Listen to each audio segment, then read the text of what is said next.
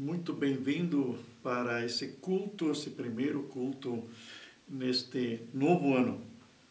E tem uma palavra que quer nos nortear nesse novo ano. Eu quero saudar a todos que me ouvem nesse momento. Romanos 12, versículos 1 e 2. Portanto, meus irmãos, por causa da grande misericórdia divina, peço que vocês se ofereçam completamente a Deus, como um sacrifício vivo, dedicado ao seu serviço e agradável a Ele. Esta é a verdadeira adoração, ou como dizem outra tradução, o verdadeiro culto racional que vocês devem oferecer a Deus. Não vivam como vivem as pessoas do mundo, mas deixem que Deus os transforme por meio de uma completa mudança da mente de vocês. E assim vocês conhecerão a vontade de Deus, isto é, aquilo que é bom, perfeito e agradável a Ele. Então, o apóstolo Paulo está escrevendo para os cristãos de Roma. Eles acabaram de conhecer Jesus, mas ainda estavam nesse velho modelo de vida. Eles precisavam mudar. Na época ainda não havia uma Bíblia escrita. Havia essas cartas do apóstolo Paulo. Então, eles estavam agora entregues a essa nova vida, tinham aceitado Jesus, mas tinham que se acostumar nessa nova vida. Assim, cada um de nós também traz as suas velhas manias, os velhos conhecimentos. Nós trazemos também costumes, e lendo a palavra de Deus, ouvindo a pregação da palavra de Deus, sendo informados também, ou revelado para nós a verdade da palavra de Deus, nós vamos ver o que está certo e o que está errado. Então, Paulo está dizendo aqui, Deus foi misericordioso com vocês. Deus aceitou vocês assim como vocês eram. Agora, em gratidão a Deus, Ele quer que vocês entreguem os vossos corpos como um sacrifício vivo. No Antigo Testamento, para que o sacrifício tivesse valor, era um sacrifício morto. A ovelha tinha que morrer. Então, o sangue era derramado. E Jesus, de uma vez por todas, acabou com esse tipo de sacrifício, para que a partir de Jesus, o serviço a Deus fosse com pessoas vivas. Também na carta dos Romanos, capítulo 6, fala que nós devemos oferecer os nossos membros a Jesus, como um sacrifício. Aqueles membros que antes serviam ao pecado, agora sirvam ao Senhor Jesus, e esse é o nosso verdadeiro culto. Então vamos pensar uma vez, aquelas mãos que antes roubavam, agora estão abençoando, estão repartindo. Aquelas mãos que eram ociosas, não trabalhavam, agora estão trabalhando, produzindo. Estão trazendo lucros, trazendo impostos, trazendo para a casa de Deus a oferta e ainda podendo ajudar outras pessoas. Pensamos nos pés, aonde os pés iam antes, aonde eles nos levavam. Talvez como aquele cavalo que sempre parava naquele bar, porque o dono do cavalo era alcoólatra. Depois que o homem se converteu, ele também precisava converter o cavalo, porque o cavalo já sabia o caminho aonde ele sempre tinha que parar para que o homem pudesse tomar a cachaça.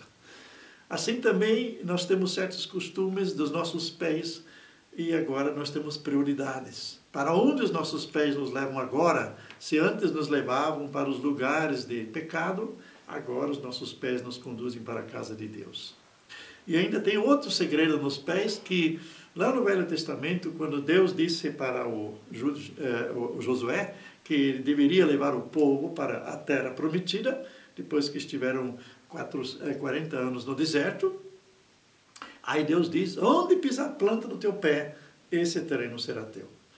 Então nós vamos conquistar agora com os nossos membros, nossos pés, novos terrenos, novas bênçãos. Se eles antes andavam na terra da maldição, na terra da pobreza, na terra da enfermidade, se eles andavam correndo do diabo ou sendo massacrados pelo diabo, ou se os nossos pés estavam cansados, nossas costas cansadas, levando o peso das maldições, do pecado, dos vícios, agora nós estamos usando nossos membros, nossas mãos nós levantamos para adorar a Deus, a nossa língua não fala mais mal do outro, a nossa língua glorifica a Deus, a nossa língua abençoa as pessoas, a nossa língua também pronuncia palavras de perdão para aqueles que antes nos ofenderam.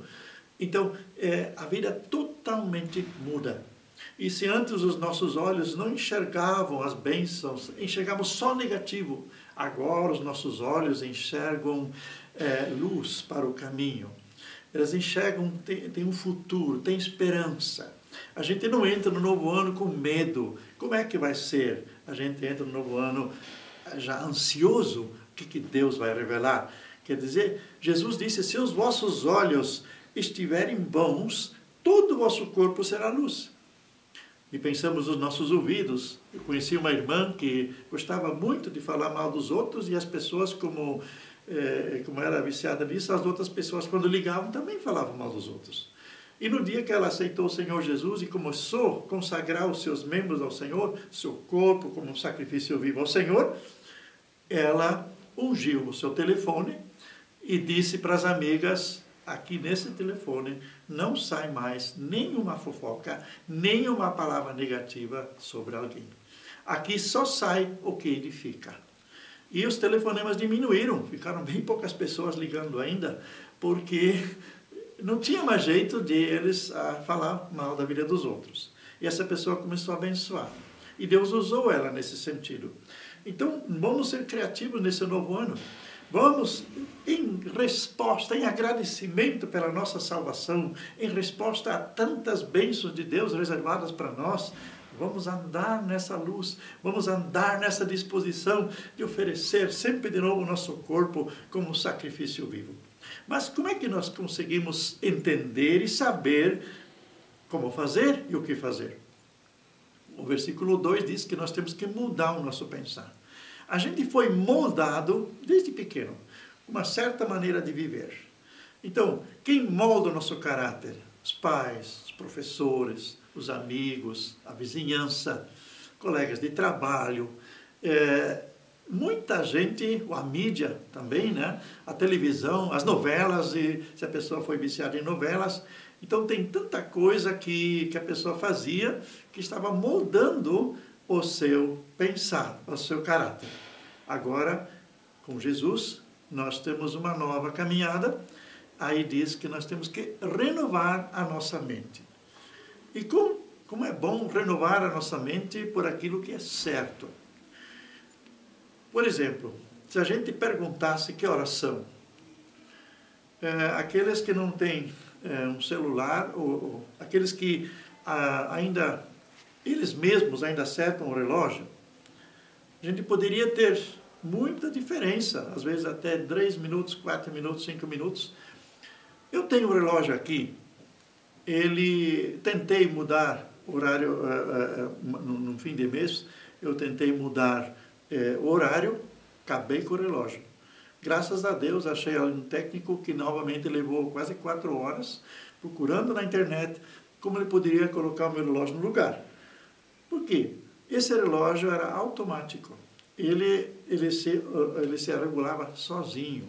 Então, ele se regulava pelo horário do país, pela torre que dava o sinal certo. E assim eu sei que esse é o horário certo. Assim também a Bíblia. A Bíblia é a única verdade, não existem outras verdades. Pessoas dizem, olha, todos os caminhos levam a Deus. Assim como todos os caminhos levam a Roma, todos os caminhos levam a Deus. Não é bem assim. Nem todos os caminhos levam a Deus, porque o único caminho que leva a Deus é Jesus. E a única verdade é a palavra de Deus. E essas palavras são palavras de vida, são palavras que curam, são palavras que nos edificam, palavras que apontam onde está errado, mas também, ao mesmo tempo, nos mostram o caminho, como nos livrarmos daquilo que está errado em nossa vida. Então, vamos renovar a nossa mente, deixar os velhos costumes que não combinam com a palavra de Deus. E às vezes as coisas são tão fortes em nossa vida, elas estão tão imperadas já, impenetradas em nós, que a gente não consegue mais se livrar disso. Nós tínhamos, onde eu era criança, nós tínhamos uma lavoura que ficava a quase 1 quilômetro de casa, onde nós íamos de carroça. E era um lugar onde nunca entrava sol. E a carroça com aquela roda fina assim, ela afundava sempre mais naquele mesmo trilho. E quando a gente estava com a carroça carregada, aquela subida, os cavalos puxavam a carroça, mas como ela se estivesse em cima de um trilho de trem.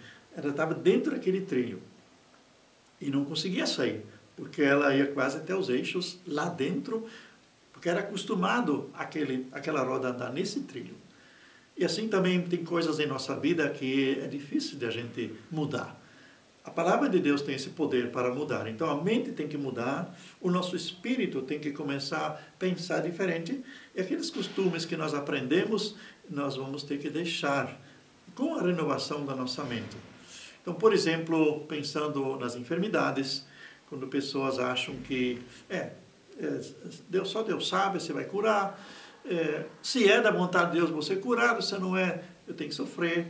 Ou muitos dizem que a gente precisa, então, aprender alguma coisa na doença. Deus manda a doença para a gente aprender alguma coisa. Mas se Jesus levou nossos pecados, levou todas as enfermidades ao mesmo tempo, ele não deixa o pecado, ele não deixa o vício na pessoa para que ela aprenda alguma coisa. Ele tira o pecado, porque já venceu lá na cruz o poder do pecado. Da mesma forma, temos que pensar agora no novo pensar, que não é Deus que manda as doenças, que é o diabo que manda as doenças, nós apenas estamos abrindo brecha para que o diabo tenha esse direito. Assim como foi com Jó.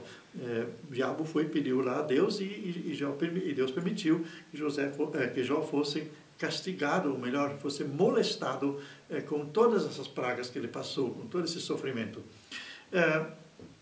Nós temos que pensar, como a Bíblia diz, que já em Jesus foram levadas todas as enfermidades embora. Então, a pessoa não terá cura se ela não acreditar que Jesus levou todas as enfermidades. Outra coisa, aqui diz, para que possamos reconhecer qual seja a vontade de Deus.